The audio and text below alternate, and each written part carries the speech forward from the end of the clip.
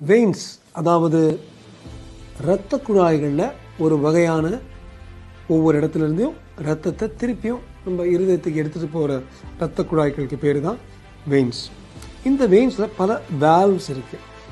அடைப்பான்னு சொல்லுவோம். அதாவது ஒரு திசையில் மட்டும் இரத்த ஓட்டத்தை அது போகிறதுக்கு அனுமதி கொடுக்கும்.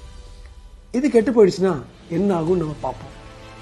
என் பேர் doctor JS Rajkumar, life line ஹாஸ்பிட்டல்ஸ்ல இருந்து. உங்களுக்கு வெயின்ஸை பற்றி டக்குன்னு சொல்ல போகிறோம் ஒரு 2 நிமிஷத்தில். பொதுவாக இப்போ காலுக்கெல்லாம் ரத்தம் போகுது. அந்த ரத்தம் எப்படி போகுது? ஆர்டரி, நல்ல ரத்தம் போகுது. திருப்பி வர்றது இந்த வெயின்ஸ் மூலமாக வருது.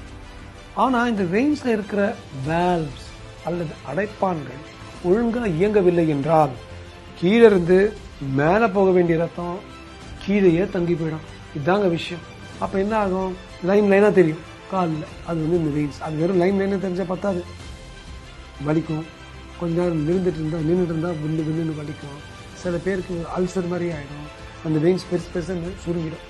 பெருசாக மாதிரி சுருண்டு இருக்கும். இதுக்கு பேர் வேரிகோஸ் வெயின்ஸ். ரொம்ப ரொம்ப சாதாரண பிரச்சனை. யாரெல்லாம் ரொம்ப நேரம் நின்றுட்டு இருக்காங்களோ அவங்களுக்கு இந்த வியாதி வருங்க. ஃபார் எக்ஸாம்பிள், 1 போலீஸ்காரராக இருக்கலாம், 2 அது ஒரு வாத்தியாராக இருக்கலாம், நின்று லெக்சர் கொடுக்குறாங்க. இந்த மாதிரி ஆட்களுக்கு வர்ற பிரச்சனை தான் இந்த வெயின்ஸ். லாங் ஸ்டோரி ஷார்ட், நீண்ட இரத்த குழாய் வெயின்குள்ளே ஒரு சின்ன லேசர் பைவரை போட்டுருங்க.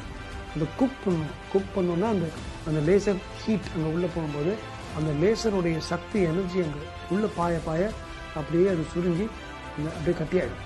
அப்படியே ஃபுல்லாக பார்த்தீங்கன்னா அது ஒரு ஓட்டையாக இருந்த ஒரு பைப்பு கம்ப்ளீட்டாக உள்ள பிளாக் ஆகிடும். அது மாதிரி ஆகிடும். ஹோல் திங் டேக்ஸ் 7 மினிட்ஸ், 10 நிமிஷம், 7-10 நிமிஷம். வலி இல்லாதது அன்றைக்கே வீட்டுக்கு போகலாம். பெரும்பாலும் இந்த பேஷண்ட்ஸுக்கு திருப்பி வர்றது இல்லை. So laser has been such a big, ஒரு பெரிய விஷயம் வெயின்ஸில். இதனால் பலருக்கு பிரச்சனை இல்லாமல் சந்தோஷமாக இருக்காங்க.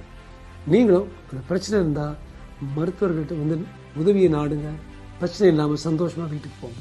நன்றி, வணக்கம்.